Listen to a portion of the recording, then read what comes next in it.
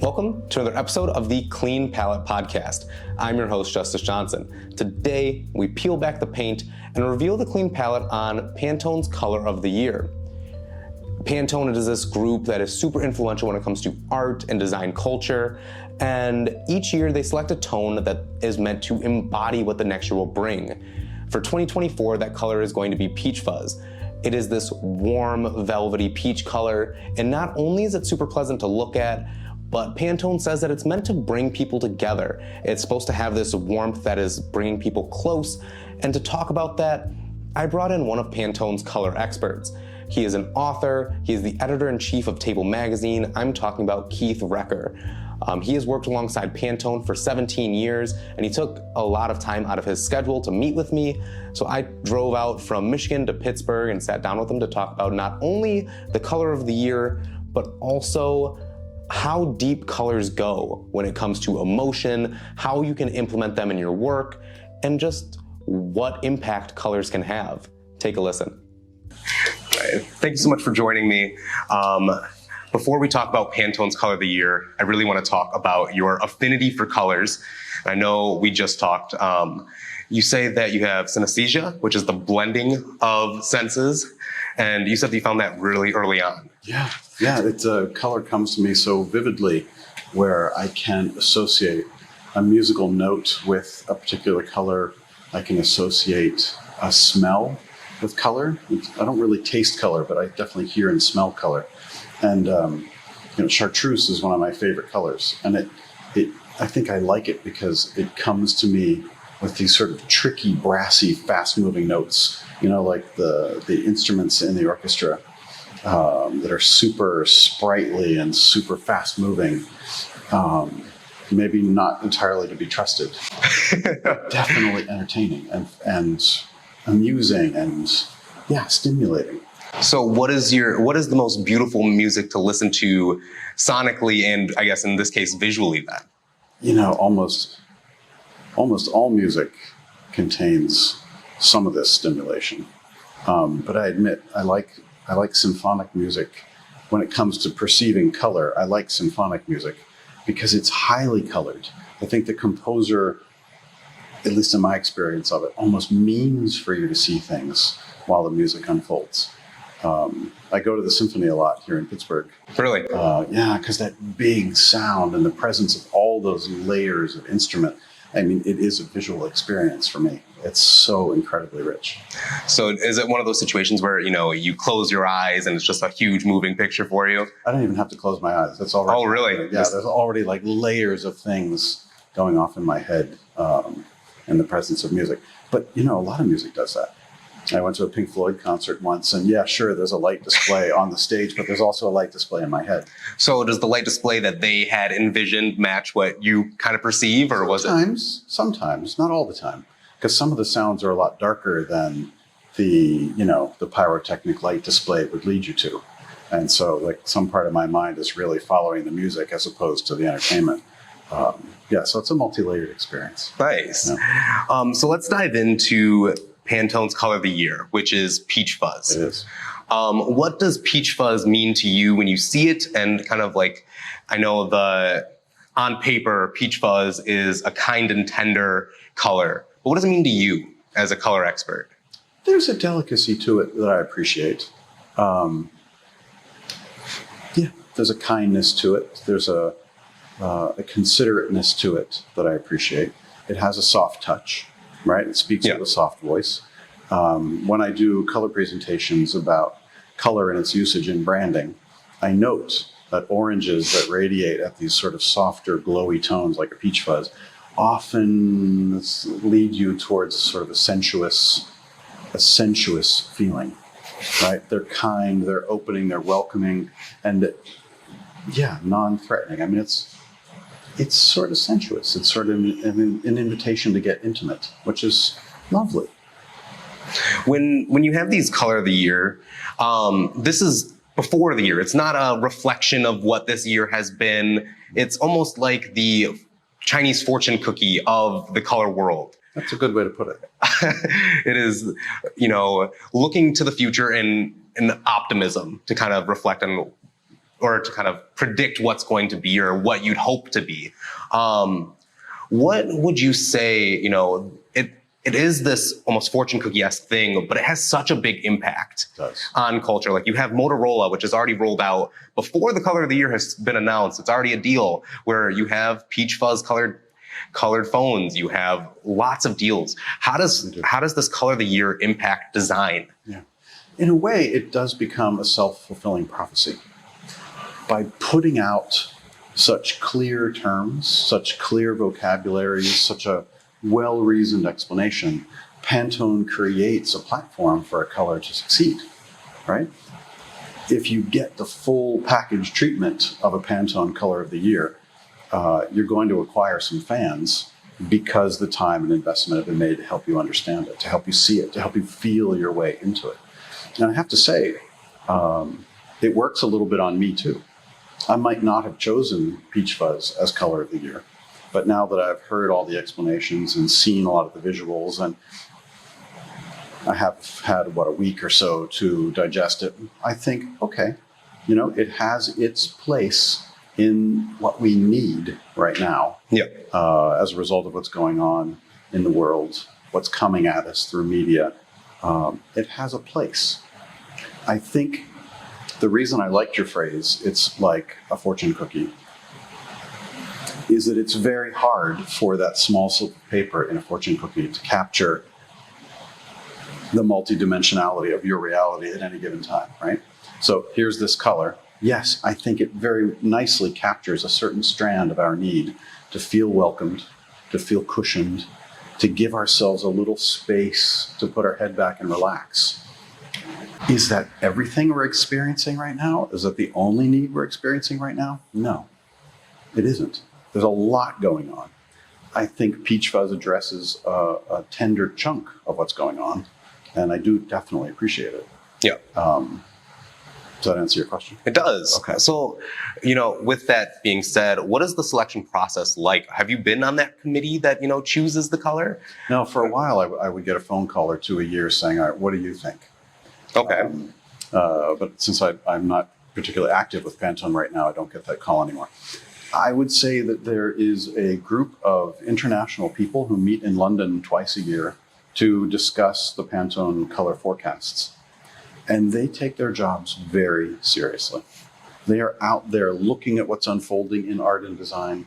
They're reading, they're going to art exhibits, they're attending media events.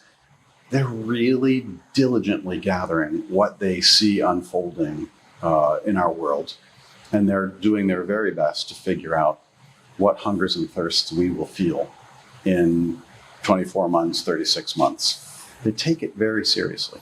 So it's these people in dialogue together, sharing what they're perceiving, editing things down to a reasonable number of colors, highlighting 2 or 3 of those colors as the most important ones. It's an honorable process. So when you get those calls, I don't want to, disclose all of Pantone's secrets in this, but is it based on, are you picking colors that you've seen throughout the year or that you think, hey, we need to see more of these colors? Or is it something that, you say, I have seen this a few times, or, I haven't seen this color enough, or this isn't trending. Is it following trends, or is it following, the untrendy? I think there are no hard and fast rules. This is more of an art than a science, right? If you're really good at it, it's because you're listening. It's because you're trying to separate the noise from the signal. You're trying to listen to interesting voices suggesting interesting combinations and interesting meanings and interesting uses. Yes, there's a high chance that some of this color has started to appear on the horizon in interesting ways. People who are listening see it happening, like they see the sunrise of a color, as opposed to only noticing it at noon when it's already popular. So there's this talent, I think, that you can develop in spotting things early and tracking their very early appearances. Discovering an artist before they're big. Yes, discovering a color before it's big. It is sort of the same kind of intuition with diligent attention that can produce some accurate results. So you run Table Magazine. You are following trends in food, you're following in drinks, and you're following in design as a whole. Yes. when you're seeing this color of the year, where are you seeing it go, you know, in the modern or the average person's home? Yeah. Like in the average person's house? It's a very interesting question. I see it most excitingly in people's clothing. Okay. Because I think it is a fresh, relaxed tone. I think it does suit a certain need that we have right now, where our public dialogue is so overheated and so absolutely judgmental that it is refreshing and nourishing to have something that isn't particularly sharp, that isn't particularly jagged, that allows you and the people who look at you a little space, right, to feel, as opposed to everything being so fast and judgmental all the time. So I see its role in clothing for sure. In home design, is it pleasant to paint a room a shade of peach? It might be, if it's a sunny room that the sun can fill up and the peach can radiate through the room. Is it a pleasant thing for maybe bed sheets or towels or, you know, smaller interventions in your interior environment? Possibly, depending on what else you have. Should you drop everything and run out to the store and completely redo your whole life? No, Justice, I don't think that's the smart thing to do. But looking for small ways to incorporate these glimmers of feeling into your life is a good thing. You talk a lot about sustainability and being eco-conscious in your book, True Colors. Yes. When it comes to like Pantone's Color of the Year and implementing it in design, in a lecture last year, you said that 80% of all clothing ends up in landfills within a first year. When you implement this color of the year that you're telling everybody, like, hey, this is the color that you're supposed to do you think that there's almost like a sort of negative effect that could have when it comes to sustainability, though? When it's, hey, run out and go grab this color to go throw in, and it's filling into trend culture in a way. It's so... being concerned about trend culture is something we should all be thinking about. Anything that merely lasts a moment is not a good thing. Does the color of the year exacerbate the problem of being interested in things only for the moment so that they end up in landfill in the course of a year? That's up to us. Yeah. As I said, it wouldn't be a good idea to run out and completely redo your entire home or your entire wardrobe. Would a piece or two of it satisfy you for a relatively long period of time? If you have the right complexion that makes Peach Fuzz look good and you're going to hang on to it, well, then that's a decision that you make, right? Yep. If you're only motivated because it's the color of the year and you're only buying it so that you can follow those trends. Yes, so you can show up at a party and have people talk about you, well, that's probably not the most sustainable decision, economically or environmentally. If it works its way into your spectrum of feeling in a way that's going to last, great. This is partly why I spend a lot of time talking about colors like indigo, right? Which do represent a very long-lasting appeal and which tend to age pretty well over time too, right? You love your favorite pair of blue jeans because it starts to wear in and feel like you. Because, in fact, it starts to age and fade a little bit where you sit or where it gets touched, or there's a character that emerges over time in a good piece of indigo clothing that makes it maybe more valuable as it wears. And those are the decisions that are longer term, more satisfying. The longer you use something you buy, the longer you delay the next purchase. And business people out there might not be fond of this idea, but creating space between each purchase is the key. Buying things you're really going to use and live with and value is key. Not this idea of a temporary purchase that lasts for a second. When it comes to, that fading you're talking about, in Pantone 20th Century in Color, we in the introduction, you mention the sense of absolute color, finding what a pure color is because things fade, because printers aren't necessarily reliable or screens aren't necessarily reliable. Sure. When it comes to making a palette or saying you want to take your concept and shoot it over to somebody else, what you have in your head might not line up with what they have in their head. Sure. How would you define a true color?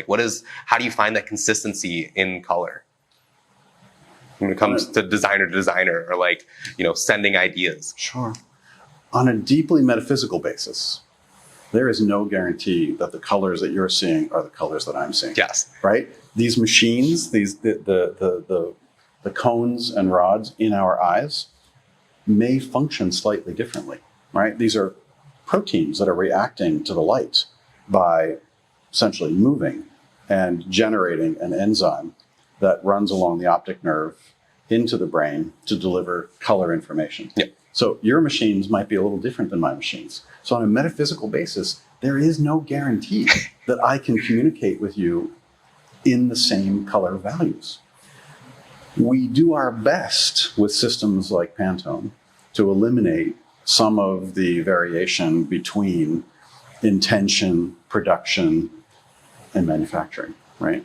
So the idea behind systems like Pantone, and there are a few systems like Pantone, is that the specification that I send for my chartreuse has a CMYK value for printing, has an RGB value for screen, has a language of textile dyes for cotton, for wool, for silk, could have a language in plastics and other coatings to maintain consistency across all media. Even that is not necessarily 100% foolproof, right? Yeah. I could be checking a Pantone color spec on a factory floor in China, and the temperature of the lighting on the factory floor different than what it would be in here. Correct. Might make it look like the manufactured product is matching the spec, but when we get it to Michigan and you are sitting in your living room with a completely different illumination, yeah, could look terrible.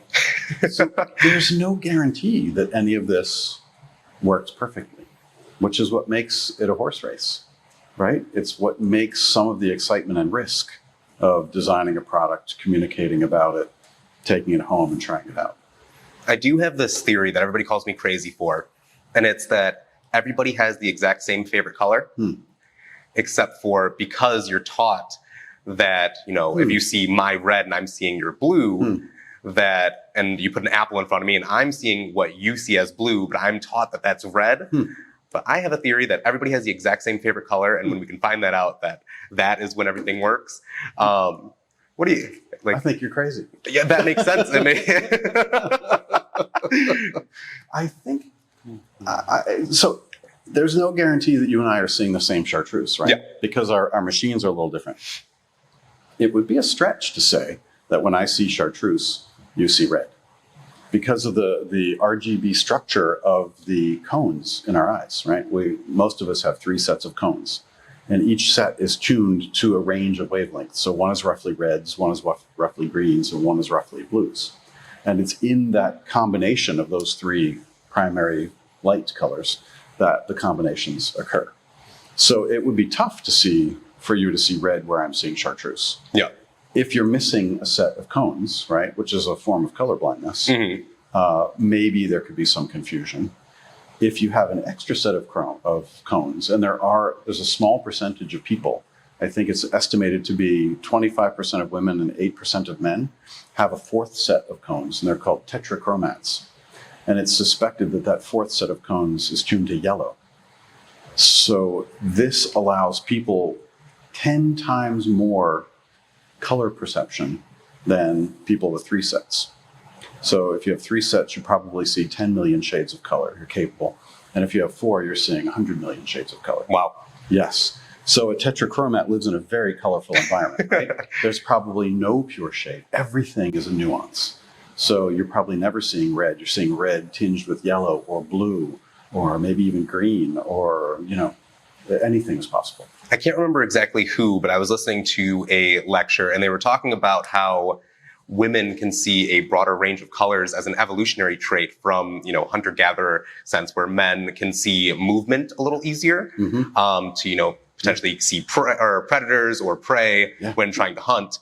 But women, when hunting for or gathering berries in different plants, can see the nuances of colors for, making sure nothing's poisonous, or telling the tiny differences in the leaves. The scientific evidence that I know to support that is this tetrachromacy theory, that so many more women have it than men. But there could be some other habits, some secondary habits. Patience. for example, to actually pause and look at something as opposed to immediately going into chase mode, right? Yeah. You really do have to be able to pause for a second and think about it. That's fantastic. So I do want to get into the power of color. Yeah. And you dive a lot into that in Deep Color. And for artists, I have a lot of people on here that are crafters, graphic designers, artists. You know, what would you say, how big of an influence is color? I know that you said it is the oldest natural drug. Yeah, it is. It's the oldest mind-altering drug, I'm sure, that we know. It's so entrancing. You know, it's at the Pantone Color Institute, they use a statistic that over 90% of our impulse to purchase is based on visual information, and that 85% is color alone. Wow. That we feel that we know what something is based on its color, that we know the feeling it's going to elicit based on its color. We know what it means based on its color. So when you look at packaging, red telegraphs a certain message, whether it's sensuality or power or hunger. Blue telegraphs a certain message about stability and trustworthiness or temperature, cool, right? Green in this day and age telegraphs naturalness and linkages to nature. I rush to add color telegraphs all of these things right into our brains, and we're already at work on whether this is something we want or don't want. When things are used in a marketing context, are those promises true? Right? Is the message actually accurate? It's seductive, it's immediate, but is it accurate? And this is actually why I wrote Deep Color. I was giving lectures on color and branding, color and media communication to high school students. And the questions that they asked were so good. Why does it work this way? What is this based in? What is this ancient story based in? Give me evidence. And I really wanted to answer their questions responsibly, so I kept doing more and more and more research. And eventually I realized I had a book on my hands. That's crazy. So when you're looking at an artist, would that be different for the 80% of, the 80% of purchases being bought based on color? Mm-hmm. Is that different when it comes from, packaging and, product consumption than it comes to, say, art? Well, except that when you're looking at art, you're often mostly not looking at it as a customer, right? There's still that immediate rhetorical communication going on. Why is this color put next to this color? Why is this composition coming at me with this combination of colors? And I think quite often it supports what the artist is trying to convey, whether that's on an intuitive level or on a more obvious narrative level. I think that the color is always an important vehicle for intention and emotion in any of the things that we make as people, right? Whether it's clothing or packaging or art. There's an interesting graphic that I've been seeing recently, and it kind of talks about throughout the years the use of different colors in products. And, as we shift into the 21st century, seeing the amount of colors or the array of colors slowly dwindle into this black and white sphere, this like millennial gray, as you will, like everything is minimalist, nothing has color. I've been to some houses and, it's older set of family. And, there's all these vibrant pinks, purples, blues. But then I did a piece for this very well-off family in this beautiful home. But there was such a lack of color. Everything was black, everything was white, and there was hints of gold everywhere. How do you feel about this, move away from color almost? Well, there's a really clever book out called Chromophobia. I think the guy's last name is Batchelor. And he traces our move away from color back to the Protestant Revolution. Really? Yeah. Where he says that basically color was deemed frivolous and unserious. Color was deemed to be too caught up in sensuality and the body. And there was this move to try to be serious, pure of purpose, pure thought, and it creates this kind of very rigid framework in which we are supposed to think and behave.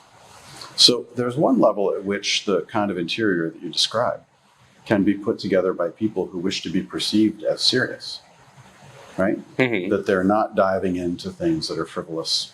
They're staying on a narrow, strict path, that they're serious people. And you can see this in classic modern architecture, right? Yeah. Where the interiors were mostly white with some black pieces of furniture, and all these starchitects like Corbusier were all dressed in black. It was a black and white proposal that modern life should be that simple and that direct. I think that's what we're still living with. You could ask me what I think of that, and I would tell you that I think it's a lot like suppressing emotion. The harder you work to create strict frameworks, the more you can guarantee an eruption at some point. So I feel like people need color. I feel like we need a variety of experience in our daily lives. Where do you see that trend, persisting, or do you think that, with the advent, I guess I shouldn't say advent, but more incorporation of, accent tones and a lot of people having these white walls with, say, a big sage green circle in the middle of their living room. Do you think that we're kind of moving back to a more colorful way, or? I think that the world is so decentralized right now, right? Each of us could have our own experience from our phone in such a way that you don't absorb any of the media that I'm absorbing, and vice versa. We might not ever see the same film, the same TV show, the same newscast. We are capable of complete disparity of experience based on our media consumption. I think that makes it even more impossible than ever to create one trend and one set of meanings.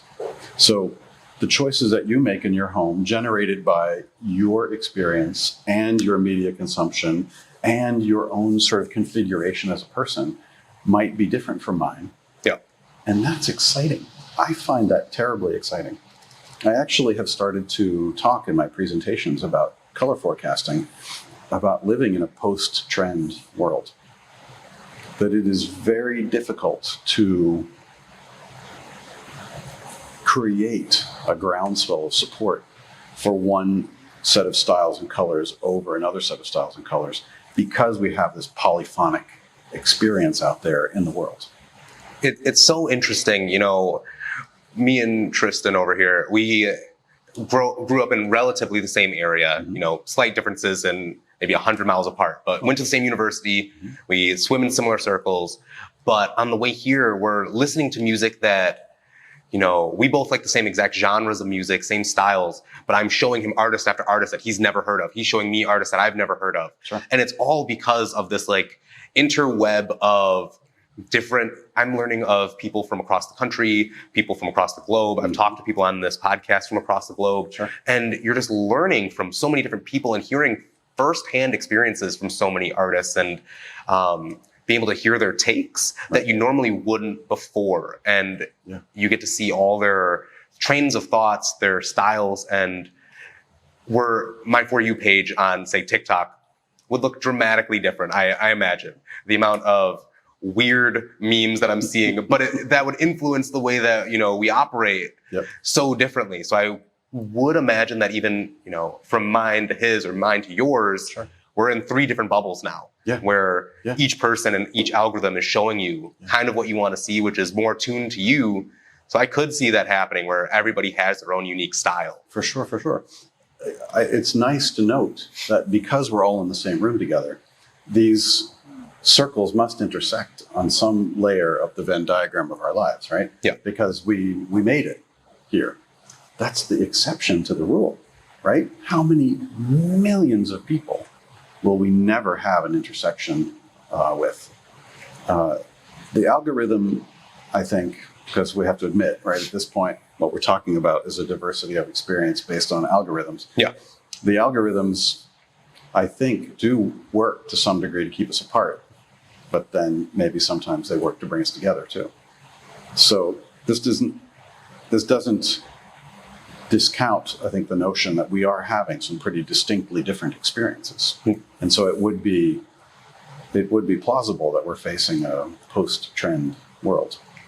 Do you remember that famous scene in The Devil Wears Prada where Meryl Streep castigates poor Anne Hathaway Yeah. for her cerulean sweater? Yep. Those people in those rooms are increasingly, there are more of them around the world, right? There's no longer just a handful of fashion centers in New York and Paris and London and Milan. There's Shanghai, there's Tokyo, there's Lagos. There's what's the capital of Ceylon? I don't know. There's a city in Ceylon where a lot of textile designers are really talented. There are places all over the world pulsing out visual information. I think we're in a post-trend world.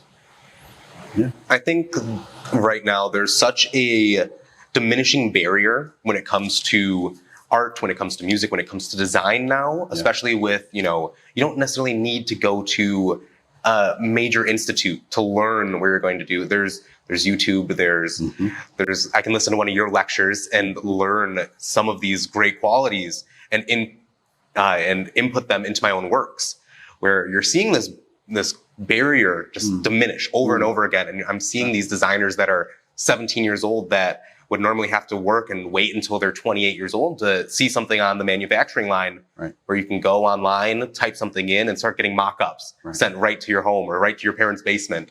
And how do you feel about that, that barrier getting crushed over the years? I think it's fantastic. On the one hand, it's absolutely fantastic because the choices that are open to us and the range of meaning that's open to us is super exciting. I think the interesting question to wonder is that if everybody is a creator, how do we find the creators that we most value, right? So there's this sort of like pushing our way through the noise to get to the signal that I think gets a little bit more complicated. But it's exciting, the notion that we're only just a couple of clicks away from new universes of creativity, from individuals, from cultures, from places. It's pretty good.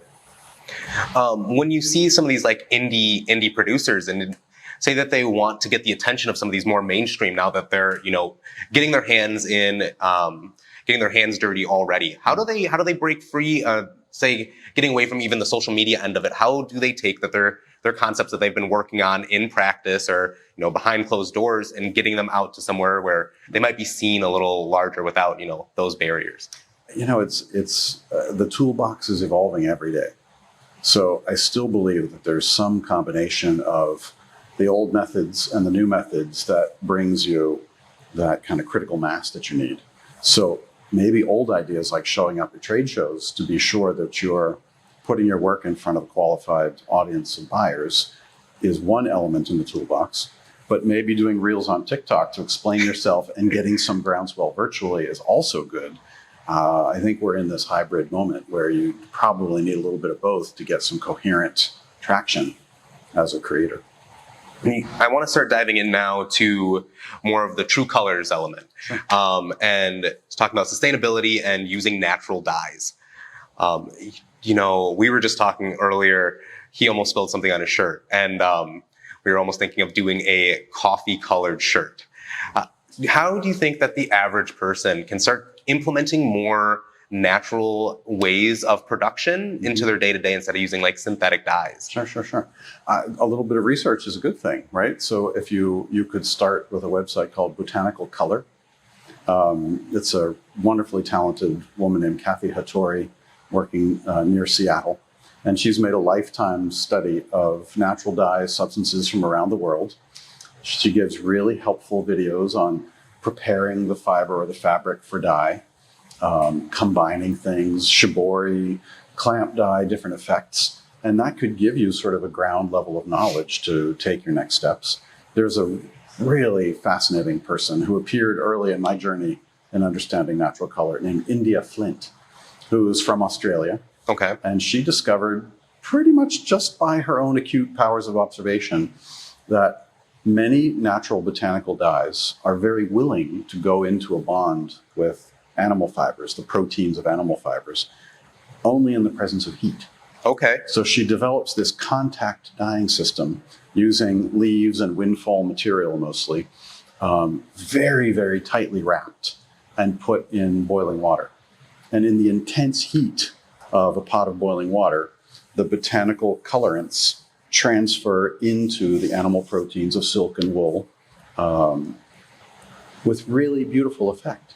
And the waste is just boiled water with some leaf juice in it, if you will, and therefore not poisonous, and you can put it out in your garden and no one is harmed.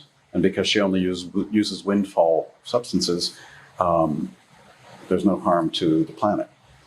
It's fascinating to me.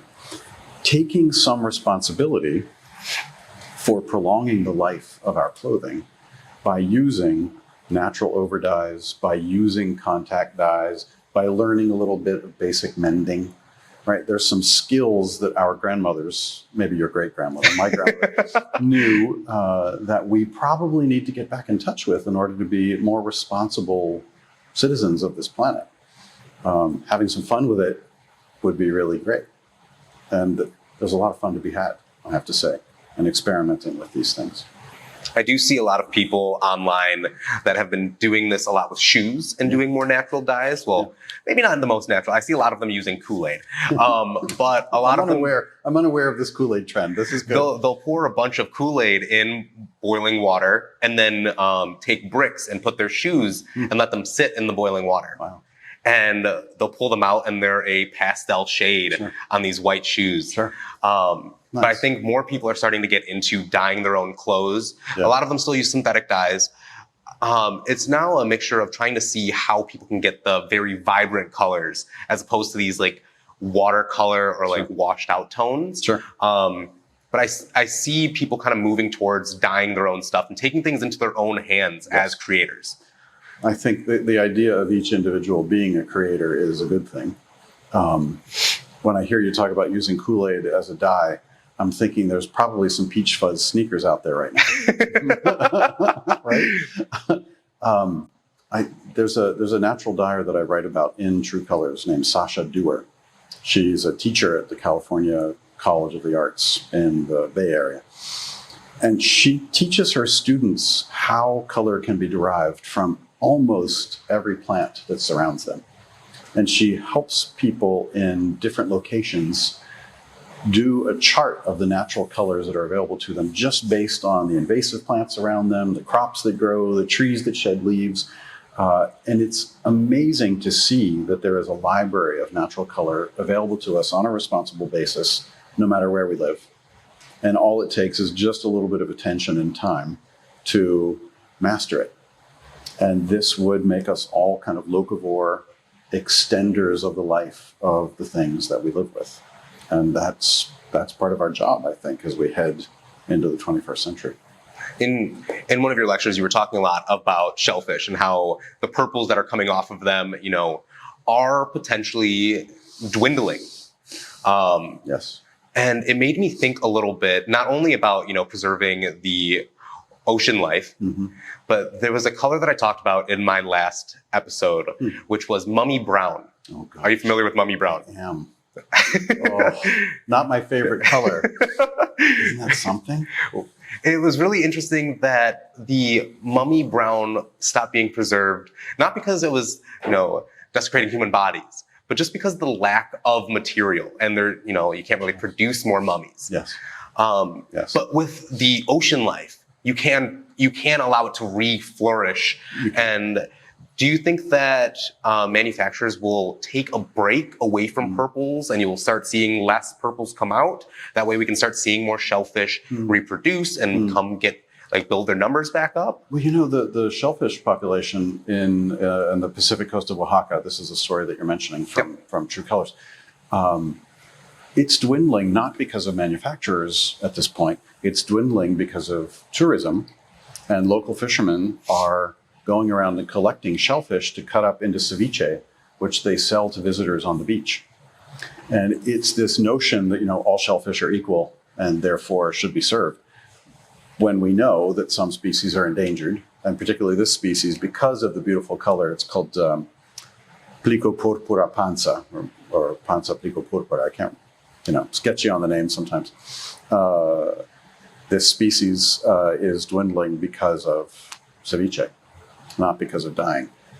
The dyeing process used by Mixtec men particularly is to remove the shellfish from the rock, to massage it, which scares it. And the secretion that is emitted is a neurotoxin normally used to subdue their prey, which are smaller shellfish. And it's this secretion which gets applied directly onto a skein of cotton yarn that the men carry dangling from their wrists. And this mucousy, weird, snotty green looking secretion oxidizes in the air in front of your eyes from blue to this beautiful red-violet purple shade. It's very light fast, it's very color fast, super beautiful. But because of the diminishing shellfish population, it's harder and harder to get skeins of that yarn dyed. And I talk about some numbers in the book about what one of the elderly dyers used to be able to do as a boy across the summer with his male relatives. They would go for the summer to harvest the shellfish dyes versus what they can do now across the summer season, which is a fraction of what they used to be able to do. So it's sustainable. After they startle the shellfish, they put it back on the rock. And it takes about a month for that shellfish to recharge the dye stuff. So they worked very hard not to disturb, and also not to over harvest. So they try to leave them alone for a month. Okay. And come back. So they move from cove to cove so as not to exhaust the shellfish population. So more of consumerism was doing, like tourism was doing it more than the actual sustainable part. Yes. If that, tourism continues and you see that, things don't slow down on that end, could you see, the lack of purples, or do you think it would just turn into more synthetic purples that would emerge out of there? Yeah, I mean, clearly this beautiful traditions, at least 1,500-year-old tradition, this is not what drives purple in the world, alas. Oh. If only it did. Yeah. Purple is available synthetically. Purple is available from other botanical substances. You can overdye and underdye with red and blue to create different shades of purple. So you have indigo, you have cochineal, you have madder, which produces reds. Okay. There's a range of ways to get purples. It's just this one particular purple. That's so precious and so amazing. And we probably are in the last 10 years of it. That's crazy. Yeah, it is. From a standpoint of, this is more of an everyman podcast, what can people do at home to, be more sustainable in their day-to-day when it comes to colors, when it comes to just at home, preserving their home, when it comes to design? Yeah. What can people do at home just to keep as green as possible so that we can have more greens, blues, reds? I think, the decision to purchase rests with us.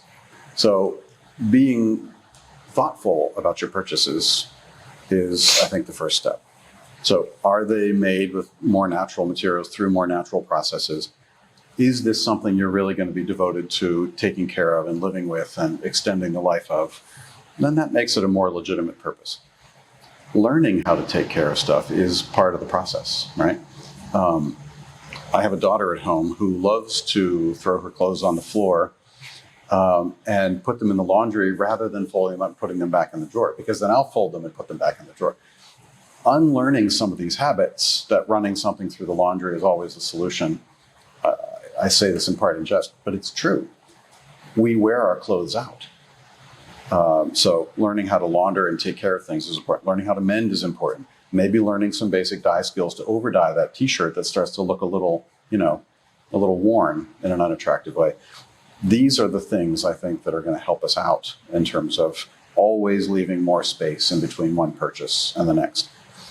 I would say that there's so much evidence that fast fashion brands produce at a quality that is guaranteed to fail.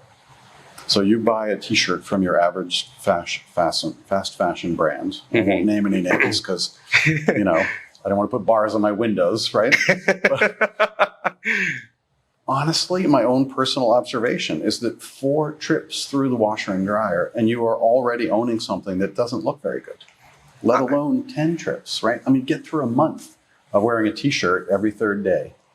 That's 10 trips to the laundry. You're already done in a month. Yep. We have to buy better things that are going to stand the test of time and take better care of them. I used to be a broke college student, and then I graduated, so now I'm just broke.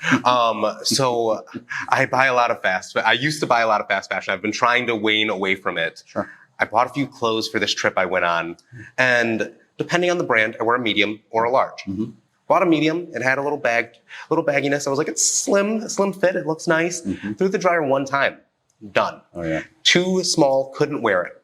And it's just one trip through the dryer. I know that when it comes to, if I'm on a budget, I need to buy something quick, fast fashion, I have to buy it size up because I know instantly it is going to shrink 2 inches in length and width around the waist. Yeah. And I used to do, when I was younger, I would make shirts and hoodies using heat press. Right. Even the heat press paper on the packaging says it's good for 8 to 10 washes.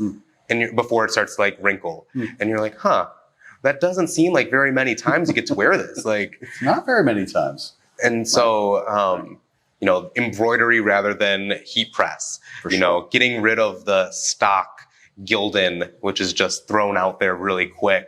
Yeah. Are there any brands that you know of that off the top of your head that, are more quality, but are still in the range of reasonably priced? That's a hard question. That is definitely a hard question.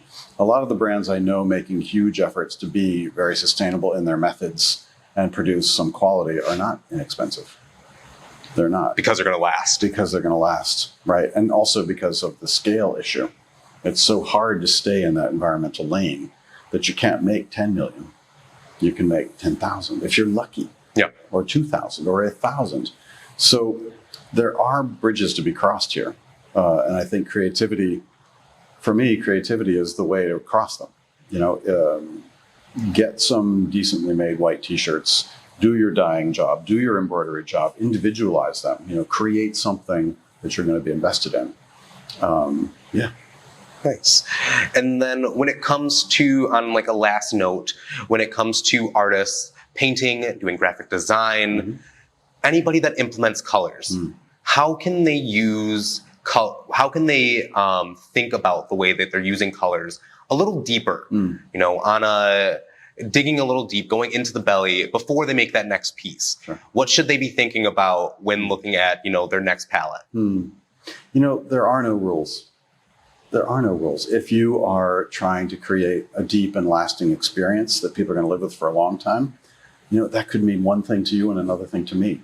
So for me, that is what we should all be looking to do, though, is to create sort of these deeper, longer lasting experiences that people will want to live with for a really long time. Embracing the different ways that can look and the different ways that can be made, that's what's exciting right now. Right? Getting some cross-fertilization, getting some inspiration, creating an experience a varied experience, an excitingly varied experience is the challenge, is the opportunity. Well, thank you so much. I really appreciate you being on, and I hope to see you again. Definitely, anytime. Thank you guys so much for listening to another episode of the Clean Palette Podcast. Pantone, this is the first of the year, so you're going to start seeing it being implemented more and more. So go out, put it into your own works, maybe go grab a shirt, get a throw rug, and just see what color can do for you. See how deep the rabbit hole goes when it comes to putting color in your pieces and your artwork. And until next time, stay creative.